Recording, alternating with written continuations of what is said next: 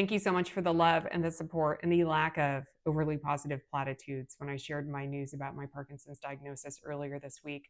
Quick aside before we move on, as I was starting to edit this video, I noticed that I had redness here, here, and here. You know what that is? That's from my CPAP mask. Remember in the intro video, I said I haven't been diligent about my CPAP and how urgent that is with Parkinson's to manage the sleep apnea. This is some serious ResMed nasal mask action we've got going on here. Okay, moving on. A lot of friends said, all right, you had some symptoms that were fixed with this neurosurgery to replace those discs and open up your spinal canal. What are the symptoms from Parkinson's that you still have? And how are you managing them? First and foremost, my right arm was not swinging as much as my left arm. That was one of the first signs that I thought something was wrong. It was feeling extremely unnatural for me to move my right arm while running or walking. Here's what it looks like now after the surgery, after a lot of physical therapy, and also being on a very low dose of pretty standard medication for Parkinson's that increases the dopamine level in my brain. So I'm still working on this. It is one of the hallmark signs of early Parkinson's, unilateral loss of arm swing. So watch my right arm.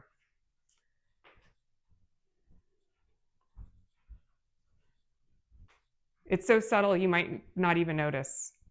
But it is one of the first things to act up once I get fatigued. So if you see me and I'm walking kind of with a stiff right arm, that's a pretty good sign that I'm tired. Another symptom that's decidedly Parkinson's and not related to compressed spinal cord involves slowness of movement with my right arm and right hand. So here's my left hand.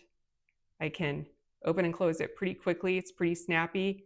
I can move my fingers without really thinking about it too much. My right hand, when I do the same thing, it's slower.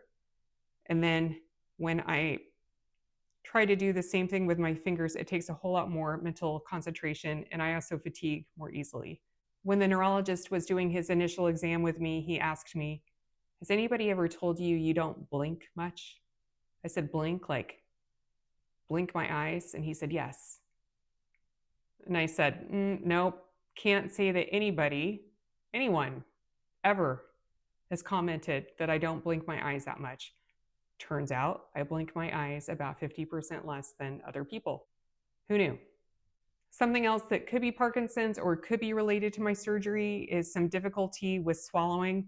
I think my issue is from the surgery itself. So here's the incision. The surgeon went in right here, moved my esophagus and trachea aside to take out the 3 discs and roto-rooter the inside, put in 3 artificial discs, and then put in the titanium cage and a bunch of screws that's holding it all. So that can get a little sensitive sometimes, especially as I'm learning what my new boundaries are. It's been 13 weeks, and there have been certain milestones along the way where I've been allowed to do more and encouraged to do more with my recovery, including being able to lift more than I have, being able to bend and twist, and I'm actually encouraged to move my head. And there are times when things get a little angry, a little bit inflamed, so that can make it more difficult to swallow. And healing is nonlinear.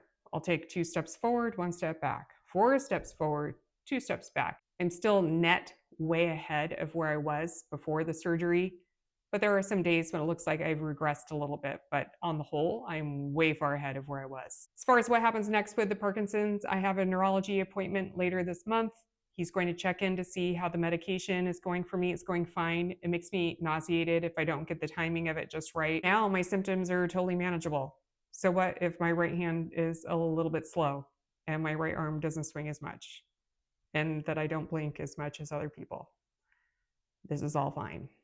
I view my surgery as the biggest gift in the world. The fact that the neurosurgeon spotted those seemingly subtle signs that something else was going on and said, you need to see somebody else about this. And that I got diagnosed now at age 54 when the symptoms are so minor.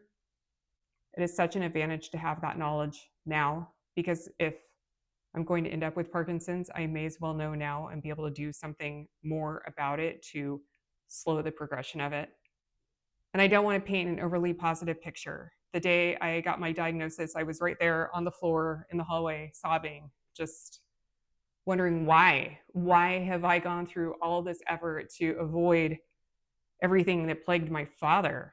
It was his stuff that I was worried about. He died of colorectal cancer and untreated diabetes and untreated alcoholism. So I have been diligent about my nutrition and my fitness. And I cut out alcohol 4.5 years ago. And I was doing everything to avoid everything I could have gotten from him. And then all the stuff from my mom completely blindsided me. I ended up with her hemochromatosis, which I manage with a hematologist. That's too much iron in my blood, which could destroy my organs if I don't keep tabs on it with what I'm eating and regular blood work, and phlebotomy is needed. And then the Parkinson's. Parkinson's can be hereditary. There's a good chance that I got it from her. So that day that I was on the floor and just did not want to get back up, I remember thinking I should probably have dinner. And then I thought, why? Why? Why do I want to nourish this and this if this is going to be my fate?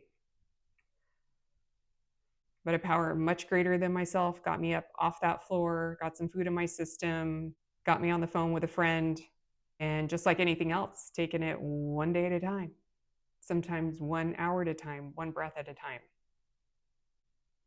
So that's the scoop for now. More to come.